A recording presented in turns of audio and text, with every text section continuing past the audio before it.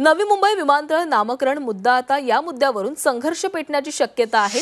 सर्वपक्षीय कृती समितीचा सरकारला अल्टिमेटम पाहायला मिळतोय। उद्घाटनापूर्वी नामकरणाची घोषणा करण्याची मागणी केली जाते। नवी मुंबई आंतरराष्ट्रीय विमानतळाच्या उद्घाटनासाठी आता सप्टेंबरचा मुहूर्त निश्चित केलाय। मुख्यमंत्री देवेंद्र फडणवीस यांनीच गेल्या आठवड्यात ही घोषणा केलेली होती। मात्र असं असलं तरी विमानतळाच्या नामकरणाबाबत त्यांनी कोणतेही स्पष्ट संकेत न दिल्यानं प्रकल्पग्रस्तांमध्ये अस्वस्थता निर्माण झालेली आहे। या पार्श्वभूमीवर विमानतळ नामकरण संघर्ष समितीने आता निर्णायक लढ्याची हाक दिलेली आहे। त्यामुळे या मुद्द्यावर पुढील काही दिवसांमध्ये संघर्ष पेटण्याची शक्यता निर्माण झाली आहे। दिवंगत नेते दिबा पाटील यांचं नाव विमानतळाला द्यावं यासाठी समस्त प्रकल्पग्रस्त एकवटलेले आहेत। राज्य शासनाने नामकरणाचा ठराव करून तो अंतिम मंजुरीसाठी केंद्र शासनाकडे पाठवला।